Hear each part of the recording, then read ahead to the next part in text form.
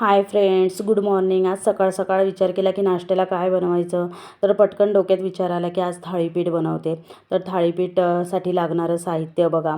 एक वाटी गव्हाचं पीठ, एक वाटी ज्वारीचं पीठ, एक वाटी बेसन पीठ आणि मिरची, लसूण, अद्रक अशी पेस्ट करून घेतली आहे. आणि हे सगळे पीठ मी मिक्स केलं. त्याच्यानंतर मिरची, लसूण जे बारीक करून घेतलं होतं ते मिक्स केलं पूर्णपणे. आणि नंतर हे आपलं लाल तिखट, हळद मिक्स केलं आणि ओवा असा कूस करून मी त्याच्यामध्ये मिक्स केला, कारण की फ्लेवर खूप छान येतो. आणि 2 मोठे कांदे बारीक चिरून आणि कोथिंबीर खूप सारी टाकली आहे मी त्याच्यामध्ये. आणि वरतून निंबू पिळला आहे. तुम्हाला जर ते निंबूचं स्किप करायचं असेल तर तुम्ही ते करू शकता. आणि नंतर मळून झाल्यावर थोडंसं चमच्याभर तेल टाकायचं त्याच्यावरती. आणि नंतर कपडा घ्यायचा, कपड्यावर थोडं पाणी शिंपडून आपल्या बोटांना पण पाणी लावून त्याला जेवढं पुढे पुढे सरकवता येईल तेवढं पुढे सरकवायचं आणि छान असं पातळ असं तयार करायचं.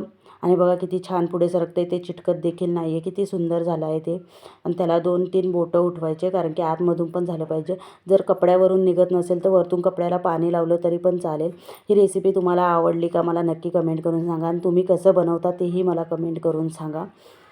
छान असं थाळीपीठ बघा बनून तयार झालं आहे. आणि खूप छान तिखट कमी जास्त आपण करू शकतो. बघा छान बनून तयार झाले. थँक्यू.